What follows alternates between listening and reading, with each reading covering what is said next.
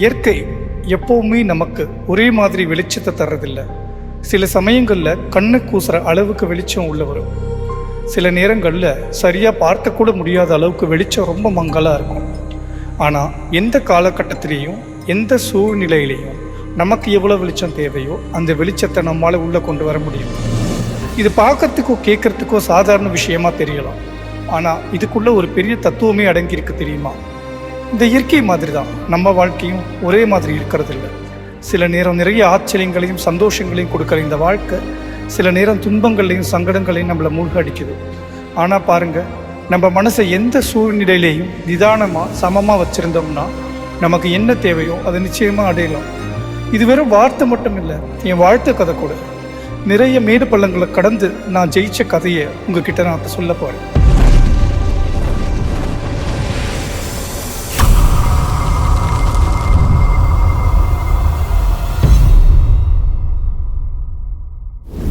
நான் பிறந்தது வளர்ந்தது எல்லாம் திருவள்ளுவர் பிறந்த இதே மயிலாப்பூரில் தான். அதனால தான் என்னவோ வாய்மை இருந்த அளவுக்கு வசதி இல்லை. இந்த நாட்டில் வறுமையோடு பிறந்த கோடிக்கணக்கான மனுஷங்களில் நான் ஒருத்தன். அப்பா அம்மா எனக்கு வச்ச பேர் சங்கர். ஆனால் என் ஸ்கூல் ஃப்ரெண்ட்ஸ் என்னை எப்படி கூப்பிடுவாங்க தெரியுமா?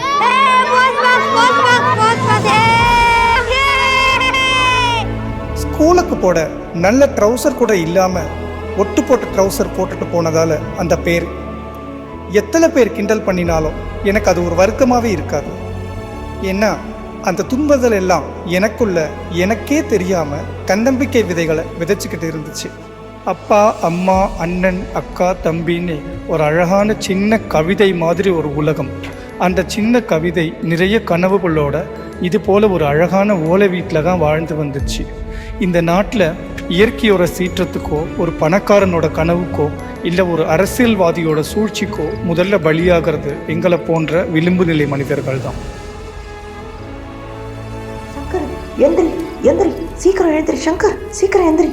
எங்கள் வீடெல்லாம் அடிக்கடி எரியும். காரணம் தெரியாது, காரணத்தை தேடவும் தெம்பு கிடையாது. இருந்தாலும் எங்கள் உழைப்பும் என்னைக்காச்சும் மீண்டு வந்துடுவோங்கிற நம்பிக்கையும் தான் எங்கள் வாழ்க்கையை திரும்ப திரும்ப புதுப்பிச்சது.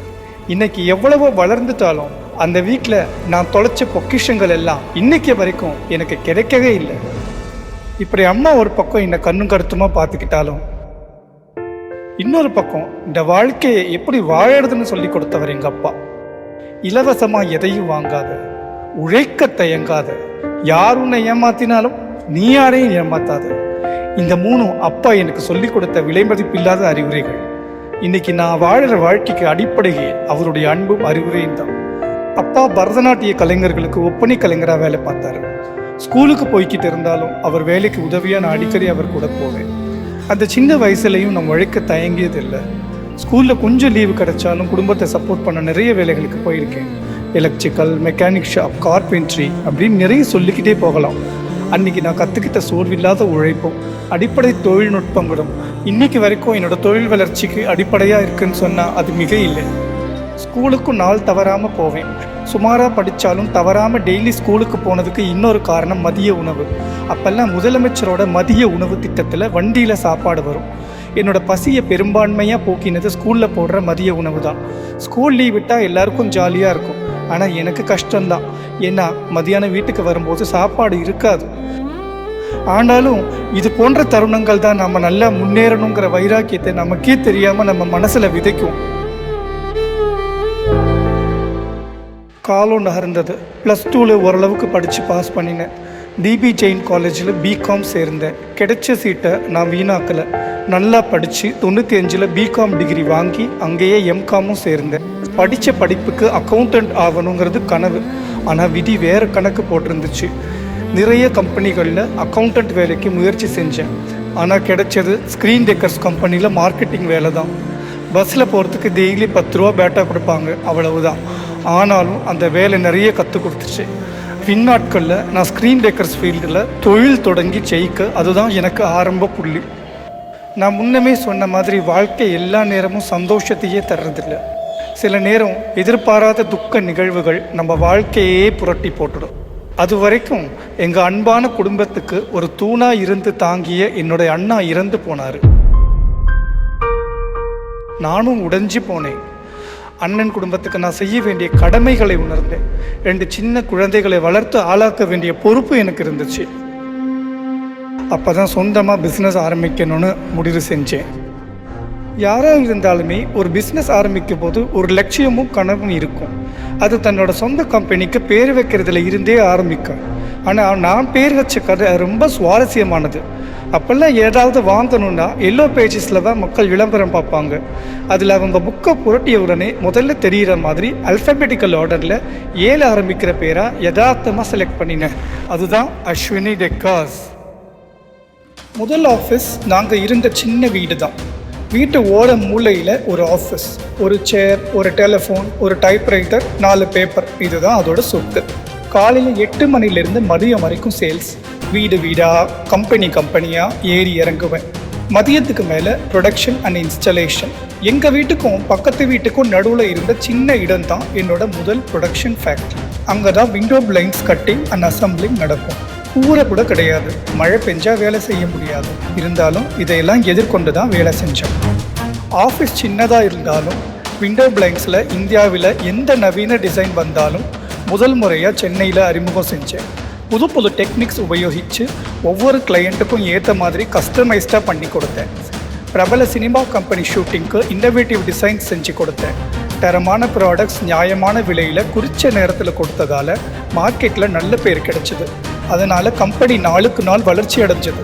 2000லேயே டிசிஎஸ் மாதிரியான கார்ப்பரேட்ஸ்லேருந்து கிரிக்கெட்டர் சிவராமகிருஷ்ணன் மாதிரியான செலிபிரிட்டிஸ் வரைக்கும் என்னோட கஸ்டமர்ஸ் ஆனாங்க. கம்பெனியிலும் ஆட்கள் வளர்ந்தாங்க. 2001 எங்கள் ஓலை வீடு இருந்த இடத்துலையே 3 மாடி வீடு கட்டி அப்பா அம்மாவை சந்தோஷப்படுத்தினேன். இன்னைக்கு வரைக்கும் எங்கள் வாழ்க்கையில் அது ரொம்ப நெகிழ்ச்சியான ஒரு தருணம்.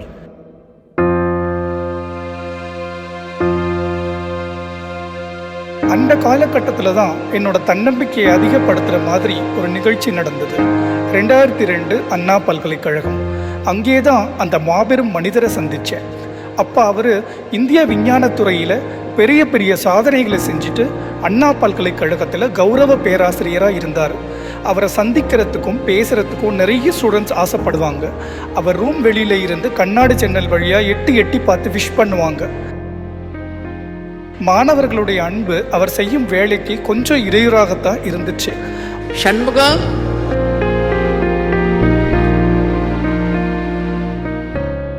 அங்க ஜன்னலுக்கு கொஞ்சம் ஸ்கிரீன் போட்டு விடப்பா.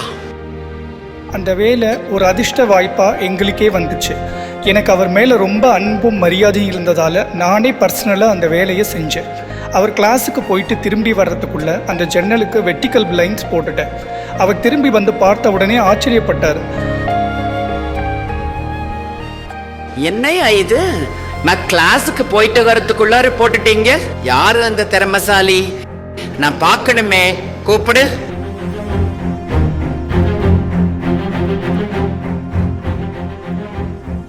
சின்ன பையனா இருக்க, எப்படியா இவ்வளோ சீக்கிரம் இந்த வேலையை பண்ண?